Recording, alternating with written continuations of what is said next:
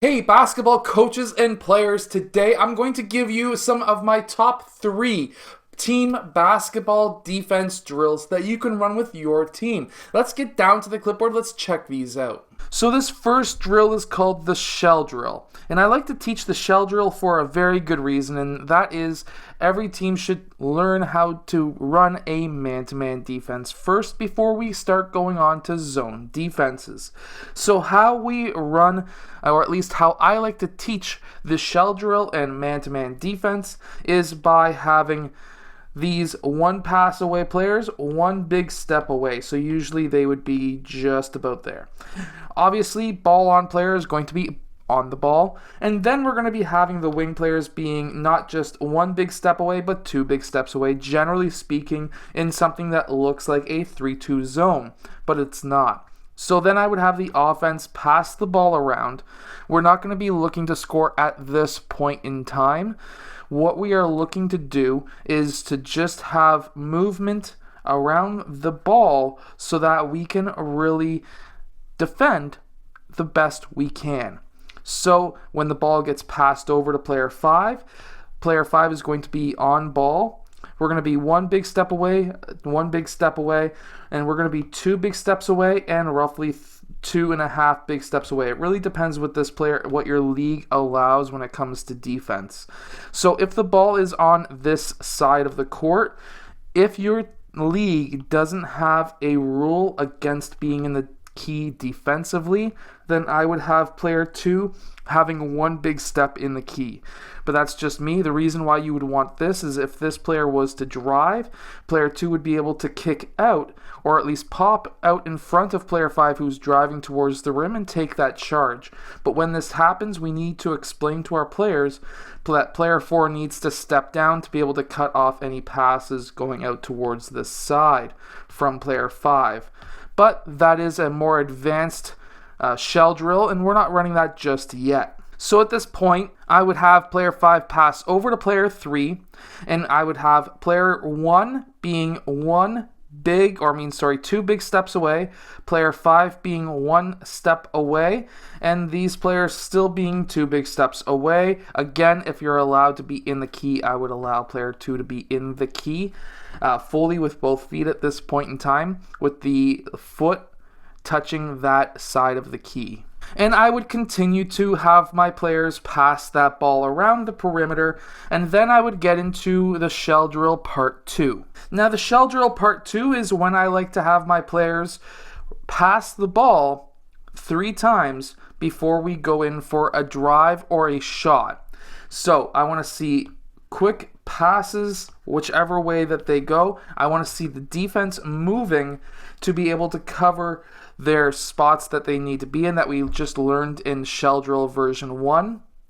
And then after 3 passes, what I would like to see is a shot or a drive towards the rim. If there is a drive and player 5 cannot keep up with his defender, I want player 2 to pop out to take that charge and player 1 and 4 to drop down. This way we can cut off passes to this side of the court. Shell drill version 3, or at least what I call version 3, would be the same exact thing as version 2, except I would have the offensive and defensive players running from half court into their defense, picking up their man and picking up what they need to do on offense. And at this point with version 3, I would actually be running your own offense that you run. So then you're not just teaching defense, but now you're teaching your plays while you're teaching defense at the same time. So now in our second drill, I call this the trap drill.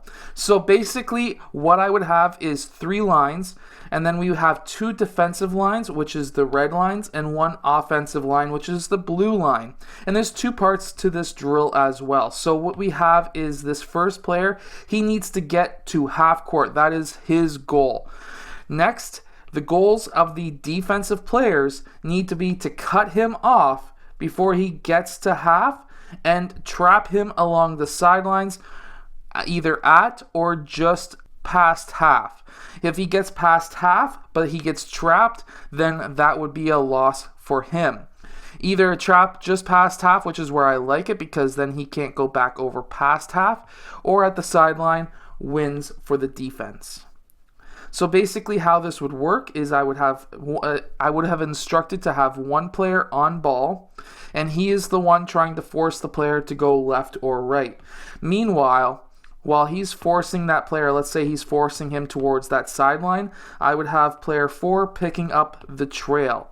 Not close enough so that he's feeling trapped to the point where he wants to pass out.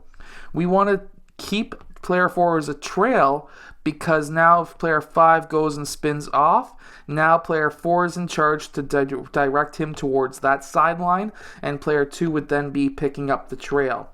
As soon as he reaches that sideline, that is when the trail needs to jump, and that is a trap along the sideline. And we would run this through, and I would personally keep track of the points for the offense and the defense. I would be also having 2 different sets of players running on each side of the court, just to not have so many players standing around doing nothing for so long.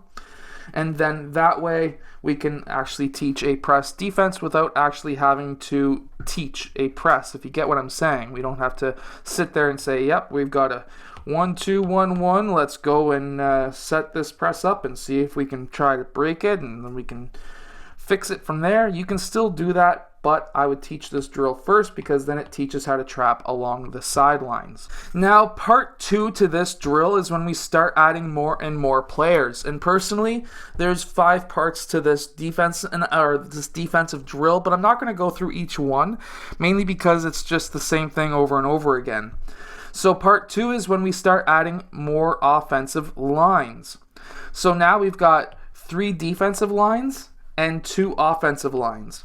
And now those 2 offensive lines can pass to each other. Meanwhile, the 3, when we say go, the 3 players who are on defense now need to go and trap and also cut off the other player. So these 2 players, for example, are still trying to force and trap along the sideline. Meanwhile, player 4 is trying to get open from player 5 so that player 4 can help player 5 blue get past half. And how they would do that is just simple cuts, trying to get open. If they do get the pass to player 4 in this case, then player 5 would be the one who is trying to force player 4 towards the sideline, and 2 would then come up as the trailer until the jump.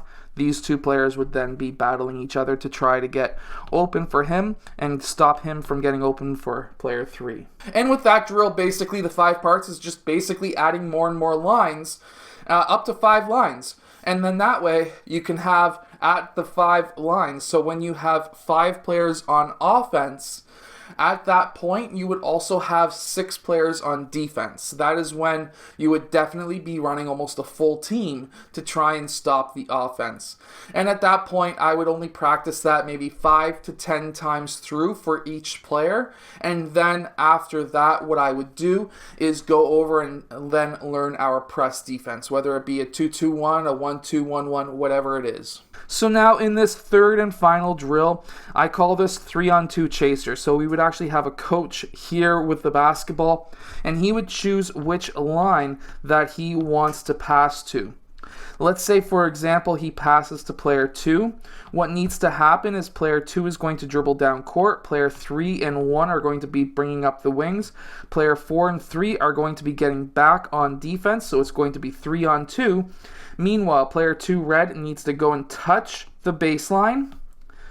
And at that point, we would have player 2 chasing back to help out his defenders or with his teammates to try and stop that 3-on-2 assault. So for example, we would have player 2 passing to player 3, there would be a kick out, and at that point we would want player 3 to drop down to protect the pass over to player 2, because now we're going to have player 2 red hopefully coming back in time to try to stop that assault. However, at the same time, that doesn't always happen. I personally keep the same players on defense, the same players on offense, and have a little bit of a competition or a game with it to see which team can either stop the offense or which team is able to score on the defense. And of course, I like to make everything into a competition when there's more than one player, because that brings out the competitive juices, which means that they are going to be improving much faster. I hope that you've enjoyed today's video. If you have, hit that like button, subscribe, go check out my 5-out basketball complete guide of offense, and also go check out my Unbeatable and Perimeter Basketball defense books down in the description below.